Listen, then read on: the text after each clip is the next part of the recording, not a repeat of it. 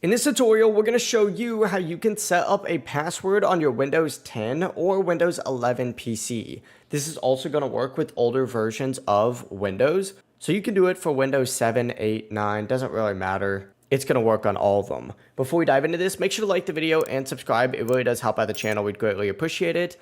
But first things first, once you get on your computer, go ahead and click on this little Windows icon, either in the bottom left corner of your screen or in this bottom taskbar in the middle. Click on it and then find this little settings gear icon and click on that. Within this settings window that's going to pop up, locate the accounts tab. This should be in the left-hand menu over here. Go ahead and find it. And then within this page, go ahead and scroll down until you find the sign in options tab under account settings.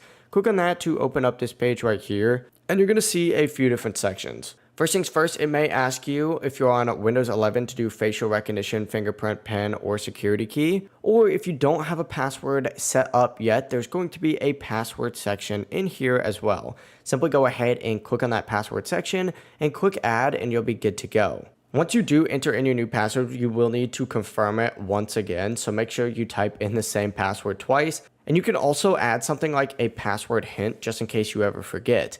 But as soon as you do that, you're good to go. You just simply need to click next and then finish, and that's it. You've now successfully set a password on your Windows 10 or Windows 11 computer, as well as other Windows updates as well. If you do have any questions, don't hesitate to ask us down in the comment section below, and remember to like and subscribe for even more tutorials like this. Have a great day.